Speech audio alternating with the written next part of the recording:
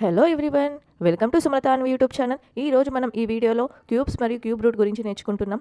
ఇంతకుముందు వీడియోలో మనం క్యూబ్స్ గురించి నేర్చుకున్నాం. క్యూబ్ అంటే ఏంటి ఫ్రెండ్స్? ఏదైతే నెంబర్ది క్యూబ్ వాల్యూ అడుగుతారో ఆ నెంబర్ని మనం 3 టైమ్స్ ఇంటూ చేస్తే మనకు క్యూబ్ వాల్యూ అనేది వస్తుంది. ఫర్ ఎగ్జాంపుల్ 6 క్యూబ్ వాల్యూ అని అడిగితే 6ని 3 టైమ్స్ ఇంటూ చేస్తే మనకు 6 క్యూబ్ వాల్యూ అనేది వస్తుంది.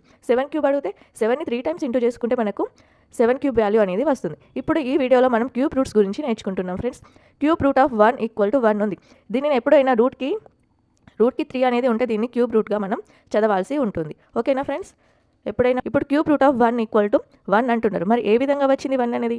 క్యూబ్ రూట్ 1ని మనం ఏ విధంగా రాసుకోవచ్చు? 1/3గా రాసుకోవచ్చు. 3 ఉన్న క్యూబ్ రూట్ క్యాన్సిల్ అయితే మనకి ఏం మిగులుతుంది? 1 అనేది మిగులుతుంది. ఓకే, నెక్స్ట్ చూడండి friends, cube root of 8. Cube root of 8. Cube root 8ని మనం ఏ విధంగా రాసుకోవచ్చు? 2 క్యూబ్గా రాసుకోవచ్చు. 2 క్యూబ్ రూట్ క్యాన్సిల్ అయితే క్యూబ్ రూట్ ఆఫ్ 8 వాల్యూ ఎంత వస్తుంది మనకు?